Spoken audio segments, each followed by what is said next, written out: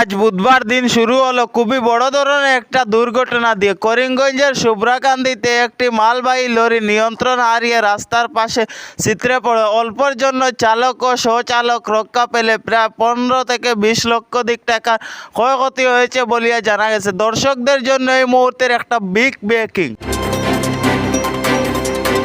ইদানিং কয়েকদিন থেকে বরাকে খুবই বেশি অ্যাক্সিডেন্টের হার দেখা যাচ্ছে। আজ আবারও বুধবার দিন খুবই বড় ধরনের একটা রোড দুর্ঘটনা করিমগঞ্জের শুভ্রাকান্দিতে। অল্পের জন্য চালক ও সহচালক রক্ষা পেলে প্রায় 15 থেকে 20 লক্ষাধিক টাকার ক্ষয়ক্ষতি হয়েছে বলে জানা গেছে গাড়িটা গুয়াহাটি থেকে কিছু মাল নিয়ে আগরতলার উদ্দেশ্যে রওনা দিছে। হঠাৎ করিমগঞ্জের শুভ্রাকান্দিতে আওয়ার পরে গাড়িটির নিয়ন্ত্রণ হারিয়ে গাড়িটা রোডের কিনারে ছিদ্রে পড়ে।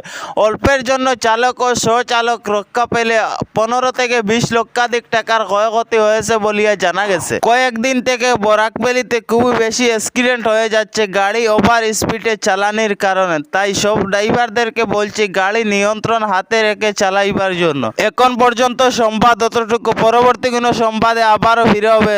নাজিম ব্লগ ফেসবুক পেজটা ফলো করে সবাই ভিডিওটা শেয়ার করবেন জনস্বার্থে, এইরকম নিত্য নতুন আপডেট পাওয়ার জন্য।